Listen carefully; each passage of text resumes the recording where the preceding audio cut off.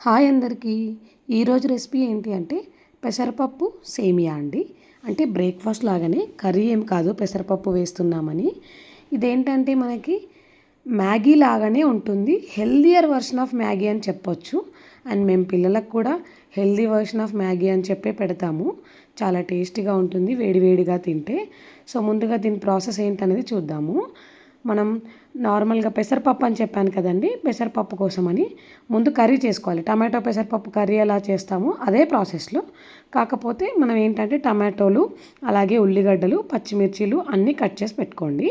మనం పెసరపప్పు ఉడికించుకోవాలి కదా, మొత్తం 1:1 రేషియోలో తీసుకోవాలి. పెసరపప్పు 1 తీసుకుంటే సేమియా కూడా 1 తీసుకోవాలి. లేదంటే మనం కొంచెం సేమియా ఎక్కువ వేసుకోవచ్చు. ఒక 1.5 గ్లాస్ వరకు సేమియా, 1 గ్లాస్ వరకు పెసరపప్పు. నేనేం చేశానంటే కొద్దిగా మైసూర్ పప్పు యాడ్ చేసుకున్నాను. మైసూర్ పప్పు కూడా హెల్దీ కదండి, అప్పుడప్పుడు తినాలి అంటారు. అందుకని నేను తీసుకున్న గ్లాస్ క్వాంటిటీలో ఒక 3/4 వరకు పెసరపప్పు వేసి ఒక 1/4 వరకు మైసూర్ పప్పు తీసుకున్నాను. సో మనం ముందుగా పెసరపప్పు ఉడకబెట్టుకోవాలి కదా. స్టవ్ పైన ఒక కుక్కర్ పెట్టేసుకొని కొంచెం ఆయిల్ అనేది వేసి ఆవాలు, జీలకర్ర అనేది వేసాను. అవి మంచిగా చిటపటలాడిన తర్వాత కొంచెం కరివేపాకు కూడా వేసాను. అది ఫ్రై అయిన తర్వాత మనం ముందుగా కట్ చేసి పెట్టుకున్న పచ్చిమిర్చీలు కూడా వేసి ఒకసారి కలుపుకున్నాను. అలాగే ఒక 2 ఆనియన్స్ అనేవి కట్ చేసుకున్నానండి, అవి కూడా వేసి కలిపాను. మంచిగా కలిపిన తర్వాత మనం టమాటోస్ కూడా రెడ్గా ఉన్న టమాటోస్ వేసుకోండి, బాగుంటుంది టేస్ట్ కూడా. సో అవి కూడా చిన్న ముక్కలుగా చేసుకొని అవి కూడా అందులో వేసేసి మంచిగా కలిపాను. చూడండి, ఇలా మంచిగా కలిపాను. తర్వాత కొంచెం పసుపు వేసానండి, అలాగే కొద్దిగా ధనియాల పొడి, లేదు అంటే కొంచెం కొంచెం ధనియాల పొడి వేసి కలుపుకోండి మంచిగా. అదంతా కూడా కొంచెం ఎక్కువ వేసాను, 2 స్పూన్స్ వేసాను, చిన్న స్పూన్సే అవి. సో అందుకనే కొంచెం ఎక్కువ వేసాను. అది మంచిగా కలిపేసి మనం ముందుగా కడిగి పెట్టుకున్నాం కదండి మైసూర్ పప్పు, అలాగే పెసరపప్పు కలిపి, మీరు కావాలనుకుంటే మైసూర్ పప్పు స్కిప్ చేయొచ్చు.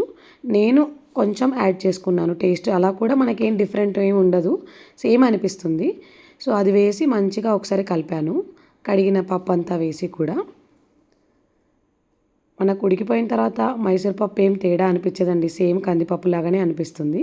అప్పుడప్పుడు ట్రై చేస్తే బాగుంటుంది, చూడండి మీరు కూడా. అండ్ ఈ పప్పుకు సరిపడా సాల్ట్ అనేది కూడా వేసి ఒకసారి మంచిగా కలిపాను. పప్పు ఉడకాలి కదండి, దానికోసం అని చెప్పి నేను ఏ గ్లాస్తోనైతే పప్పు తీసుకున్నానో అదే గ్లాస్, అంటే అదే రేషియోలో వాటర్ అనేది వేశాను. సో 1 గ్లాస్ ఆఫ్ పప్పు తీసుకున్నాను కదా, 3 గ్లాసెస్ ఆఫ్ వాటర్ అనేది వేశాను. ఎందుకంటే పెసరపప్పు మెత్తగా ఉడికిపోవాలి కదా, అందుకని చెప్పేసి.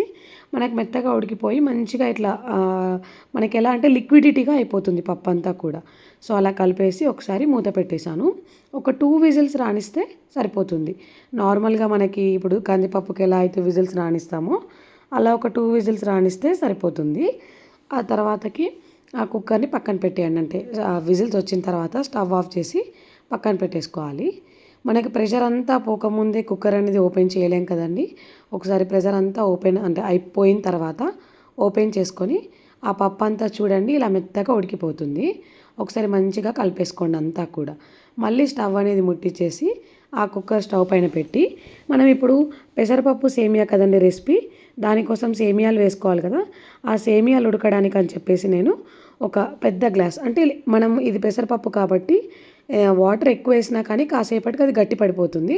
అందుకని 2 గ్లాసెస్ ఆఫ్ వాటర్ వేసాను. వాటర్ నీళ్ళు తాగే గ్లాస్తో, అంటే మనం తీసుకునే దానికంటే డబుల్ అనుకోండి, దాంతో వేసాను. నేను బాంబినో వర్మిసెల్లి యూజ్ చేశాను. సో అది ఒక 1.5 గ్లాస్ వరకు తీసుకొని అందులో యాడ్ చేశాను అనమాట. నీళ్ళు, ఉప్పు కూడా వేసాం కదా మనం ఇప్పుడు కుక్కర్లో పెట్టిన దానిపైన. సో దాంట్లోనే ఈ సేమియాలు వేసుకొని రోస్ట్ చేయాల్సిన అవసరం లేదండి, అలాగే డైరెక్ట్గా యాడ్ చేసేసుకోవచ్చు, ఏం ప్రాబ్లం ఉండదు. వాటర్ ఎక్కువ ఉంటాయి కాబట్టి ఆ సేమియాలు అనేవి ఉడికిపోతాయి మంచిగా. సో 1 గ్లాస్ పెసరపప్పు పైసరపప్పు కాంబినేషన్ తీసుకున్నాను కదా, ఇది 1.5 గ్లాస్ తీసుకున్నాను. 1:1 కూడా తీసుకోవచ్చు, కొంచెం సేమియాలు ఎక్కువ వేసాను. సో అలా మంచిగా కలిపి ఇప్పుడు మనకి నార్మల్గా పప్పు ఉడకడానికి ఎలా బబుల్స్ వస్తాయి, అలా బబుల్స్ వచ్చే వరకు మంచిగా ఉడికించుకోవాలి. చూడండి, ఇలా మనకు అర్థమైపోతుంది, కాసేపటికి ఇలా ఉడుకుతుంది. ఆ లోపు మనం పచ్చి సేమియాలే వేసాం కదా, అవి కూడా మంచిగా ఉడికిపోతాయి. సో చాలా టేస్టీగా ఉంటుంది, వేడివేడిగా కొంచెం నిమ్మకాయ రసం వేసుకొని తింటే చాలా బాగుంటుంది ఈ రెయినీ వెదర్కి. మీరు కూడా ట్రై చేసి చూడండి. అండ్ మీ అందరికీ ఎలా అనిపించిందో కామెంట్స్లో తెలియజేయండి.